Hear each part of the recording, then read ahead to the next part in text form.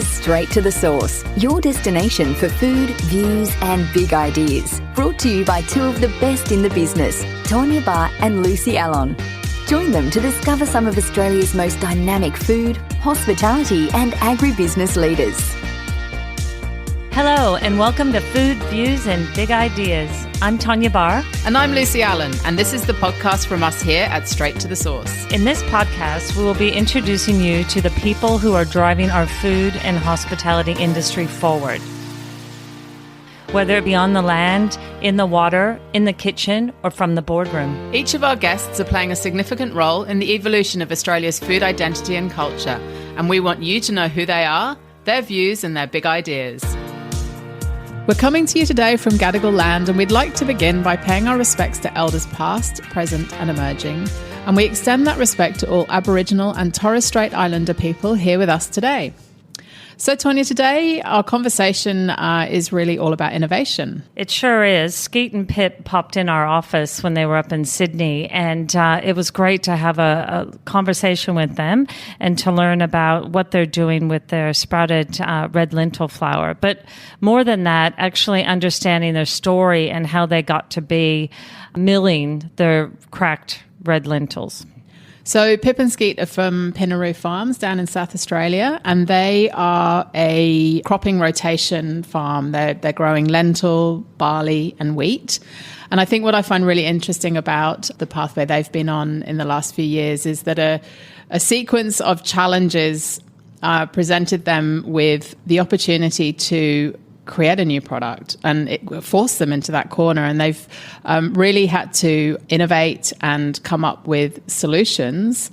But what they've done is they've actually showed so much initiative with, I mean, like, where do you start normally? You know, when you're creating a product like that, they've actually went out and sought information to help them piece it together. Yeah. You know, innovation means different things to different people. And when you think about sprouted lentil flour, or even sprouted wheat, you know, there's a lot of misconceptions because people don't even know what that means. Do you remember when activated almonds became a thing? And people Thanks to a chef. Yes. I can't even think of his name now. That's okay. We probably don't need to.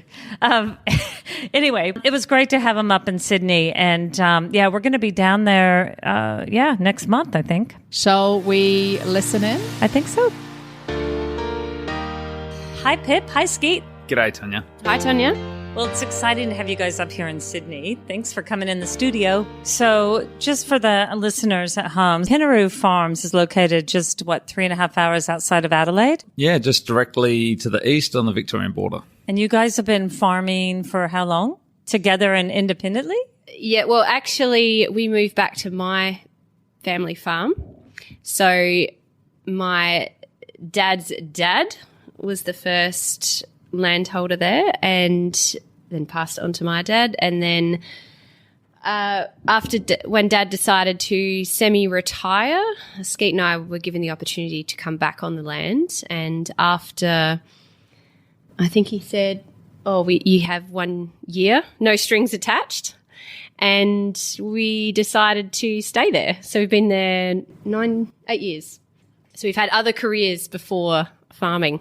What were the other careers?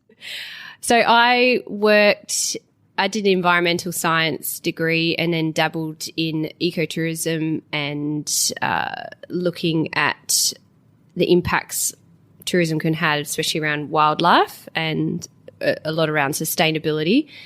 And then that eventually flowed into teaching in middle school. And I grew up in Adelaide, and I joined the Air Force at 21, stayed in there for 13 years and was an aircraft maintenance engineer on the P3 Orions. So how was it to go from that into the ag space? Actually, it's relatively easy. Nuts and bolts all go the same way. I just had to learn, just had to learn. It's been a bit of a mission, but to learn all the agricultural aspects and the varieties, soils, and how to nurture them and make the best out of our land that we can. So how did you decide to grow what you're growing now, and what range are you growing?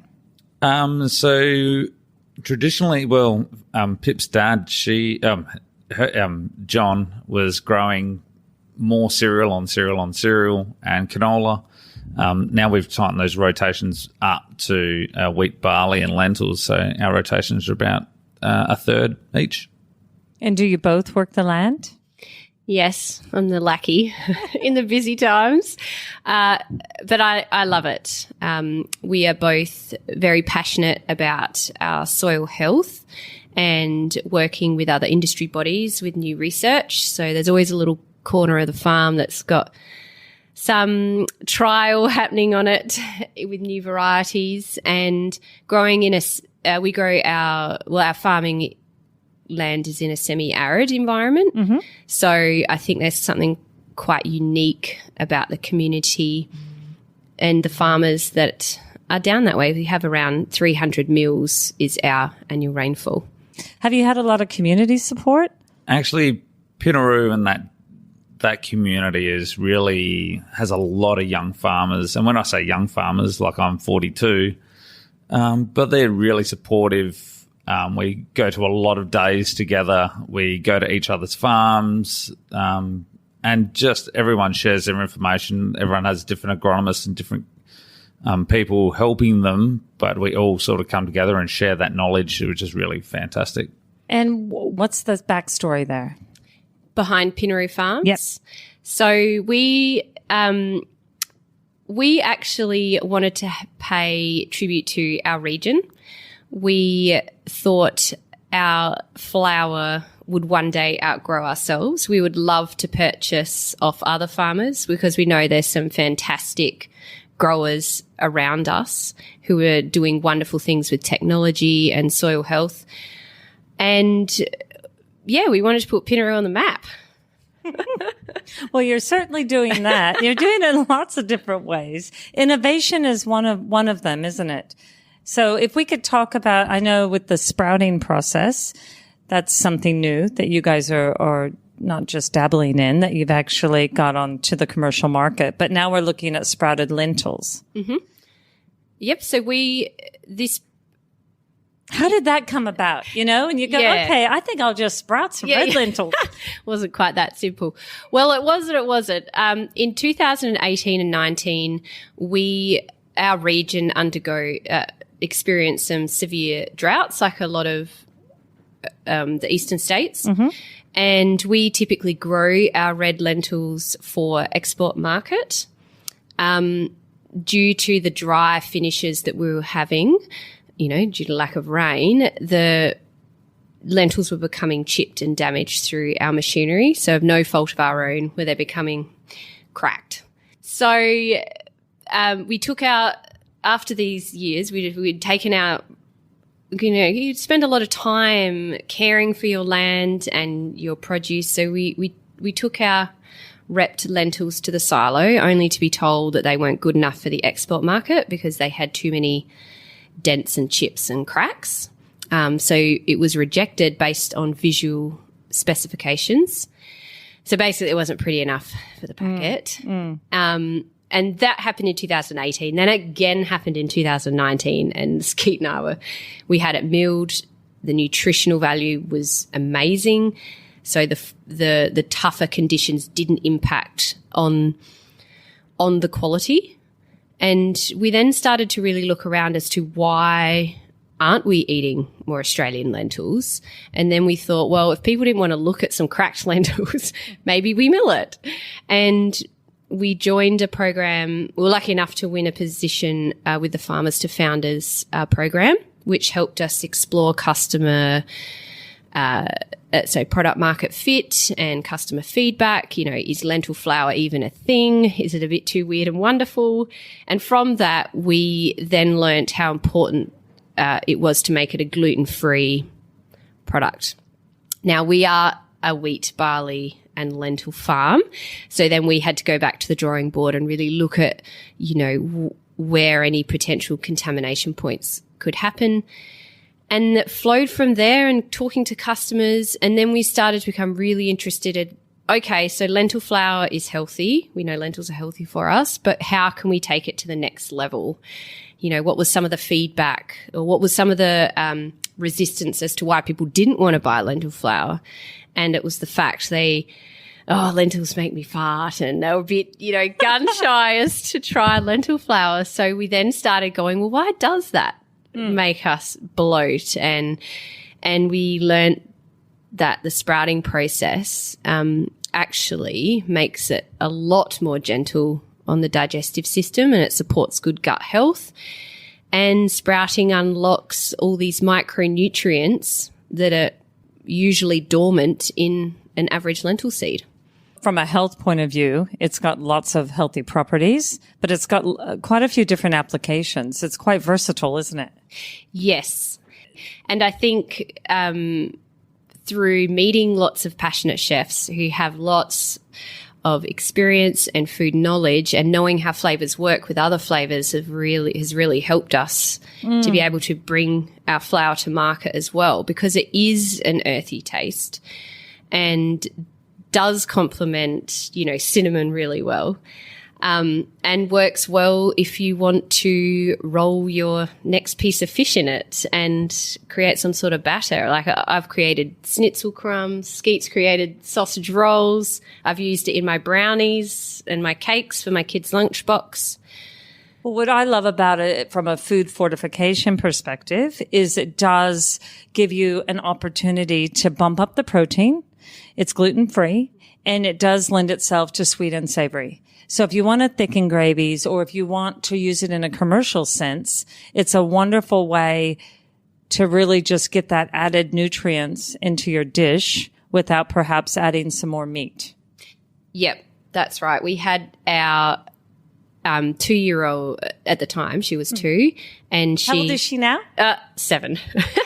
So she was also one of the inspirations behind this business as well. She went through, like most toddlers do, a phase where she just stopped eating meat, and then we had led to a lot of sleep issues. And we then started to really look on the home front as to what were we eating, how could we access other proteins, and that's coinciding with all the droughts and, having this idea of a flour. And I started using it. Well, we both started using it. Skeet's like cooking too. in everything. So we were using it. We still do use it in everything, because as a mum, knowing that she was going to school with, a cup of lentil flour in her carrot cake, so I snuck veggies in as well. It felt good knowing that she was getting those little bits of protein throughout the whole day. And if she didn't eat whatever she was eating at night, then it didn't really matter. And it took that stress away of which sometimes meal times can bring in the family household. They still do. My son's 19, I can tell you. When it comes to soil health and farming and looking at the ebb and flow of your yields and that sort of thing, how are you finding that when you're keeping sprouted lentil flour in mind now instead of export as a commodity, the red lentils? Well, I guess that was one of our drivers that brought us into using lentils. We were using peas, but they would get frosted. And then our other soil didn't really like lupins as much. There was some free lime there that they just don't grow on. So we really had to push into a different aspect, and that's where we went into lentils. They're really good for the soil. They break up the cereal disease. They fix nitrogen organically straight into the soil. So the wheat crop that comes after it is usually a 20 to 30% better yielding, but there's just those inputs that we don't have to put into it. It just naturally does it, which is just fantastic, because we don't want to put inputs into the ground and into the manufacturing that we don't have to. Do you have a mentor, in the ag space? I don't have a mentor in the ag space. I look at other farmers. I used to do this in the Air Force and just try to I used to see who was a good operator, and then if that was someone that I wanted to be like, I would work with them. There's some really good people in the district, and there's some really good people in the wider community as well. And it's just everyone shares their knowledge. Everyone comes in and comes up with an idea and, actually shares it, or this is what we're trying. And everyone's really progressive in our community. And, everyone just expands on that knowledge and just shares it, which is fantastic. So when you develop a product like this, though, and then you look at, okay, am I going to sell this through retail? Because I know you have an online shop, don't you? Mm-hmm. And yes. So do you get questions from moms and that and recipe? You know, do people contact you for recipe inspiration because they want to use it, but they don't know how? Yes. Yes, they do. And being a beginner cook, which I've been teaching myself ever since kids came along, and I have a huge passion to make all of our meals nutritionally rich as possible. Everyday people and everyday home cooks wanted to see how to use it. And, you know, we have been speaking to a lot of chefs who are starting to use it now. And we have, you know, she was a customer and now a dear friend, and now she does a lot of test baking for us. And she makes these French tarts, you know, with beautiful pastries, and she makes them gluten-free for her cafes that she supplies. And I think what we didn't estimate was really seeing that our product that we just spent 7 months thinking about ended up in your pantry, and you're cooking all this beautiful food with it. And we have such a lovely community around us online and in our local community supporting us with recipes, because there's only one of me and one of Skeet, obviously. So having that real sense of contribution. And someone the other day said to me, I put your lentil flour in my mashed potato. I was like, oh, okay. And great. why did they do that? Why did they put it in the mashed potato? Because she was cooking for her elderly mother, and she wanted to make sure she had some extra protein, another source of protein in her diet. So we have actually found a lot of our customers do cook for their aging parents. And they need to fortify in different ways. Yeah. And because the sprouting unlocks all these micronutrients, it's giving them not only this extra protein and dietary fiber, it's giving them folate and zinc. And isn't that exciting though? Doesn't it just make you feel good? Yes, that you both, you know, have moved out to the property and have created, you know, a lot of different products, but you're able to also, you know, improve quality of life to the elderly. And I also know in early learning, you talk about your daughter when she was younger, and then everybody in between. Well, the fantastic thing I love about it personally is that we can actually make these different foods. And I think most of the time now we've actually gone away from our meat that we'd actually put into our spaghettis and pastas and tacos. And I think I wouldn't call ourselves vegetarians at all. But we really have just, with the use of the products of the lentil flour, especially being 25% protein, it just enables you to enrich your food with your vegetables and mix it up. And it's just so versatile. It just actually just goes in and makes a beautiful, delicious meal. And the kids don't even know. All the better. No, I'm joking. Sprouting is an ancient process where seeds are soaked in water to activate the germination, right? Mm-hmm. So the fact that you guys are doing that, it doesn't matter if they're chipped or not, right? So is that an educational piece that you need to, because I'm sure there's people go, what the hell sprouted? Yeah. Is that like a alfalfa sprout or is that like a Brussels sprout? Yeah, absolutely. There is a massive education piece around it, and we love talking about it. It's a very, very simple concept. It's been around for more than 5,000 years. The art of sprouting. So we haven't reinvented the wheel. We've managed to make a small sprouting facility on farm. And, you know, that's just the beginning, because we have so many other ideas about, you know, what else can we sprout? So we have now gone in and sprouted our own wheat and the process of bringing that out into market. And, you know, we've had conversations with people about native seeds, for example, using wattle seeds, and, what else is there? The scope is just endless. So are you working with dietitians or nutritionists, or where are you drawing that nutritional information from? Yeah, so we have a nutritionist who we work with in Adelaide, and they have helped a lot with some of our recipe development. We are farmers and teachers and ex-aircraft mechanics, so you got all the skill sets covered. Yeah. So bringing in these people to support us and explain some of the terminology has been, really instrumental in explaining this as well to everyday people, because they too don't have all the nutritional knowledge. So going from the nutrition and then articulating it in a way that the everyday person can understand as well, and not getting caught up in all this marketing. Seems to be a lot of marketing fluff around in some food products, which we don't want to be like that. Well, it's important to know what you don't want to be. Yeah, that's right. That way you can strive to be what you want to be. Exactly. Who would you like us to invite onto the podcast? And it can be another producer in South Australia. It can be anybody that you think would be relevant to our listeners. Okay. Well, I haven't met her personally. Yeah. I have heard her once on a podcast, and I found her story fascinating.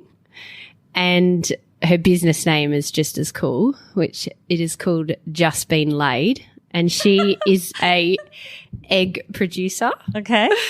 And her name is Sarah. And I've only heard a very short snippet of her story, and the way she started and the way she's growing is very cool. And where's she located? She is in Allon River. Is that in South Australia?